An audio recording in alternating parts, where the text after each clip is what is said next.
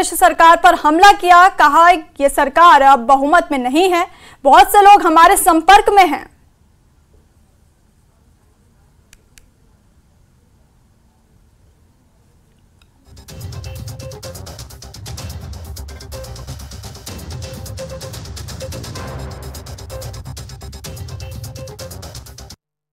पूर्व मुख्यमंत्री जयराम ठाकुर इस वक्त हमारे साथ मौजूद है और बड़ा दावा किया है इन्होंने कि सरकार अल्पमत में है। सर, क्या आधार आपके दावे का है?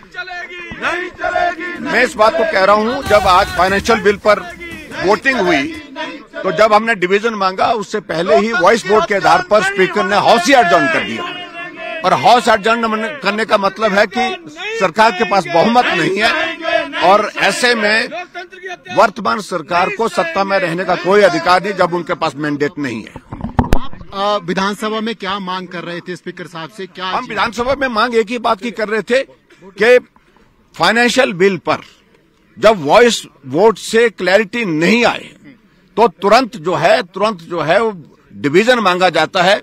और डिवीजन हमने मांगा। डिवीजन मांगने से पहले जैसे हमने डिवीजन के लिए मांगने के लिए हम खड़े उठे तो अध्यक्ष महोदय जी ने हाउस एडजॉर्न कर दिया, जो नहीं किया जा सकता है। मुख्यमंत्री कह रहे हैं कि भाजपा की विचारधारा खरीद फरोख्त की विचारधारा है, अगर कांग्रेस के विधायक नहीं बिके होंगे तो 40 वोट कोई भी विधायक नहीं बिका है, अंतरात्मा की आवाज से वोट दिए।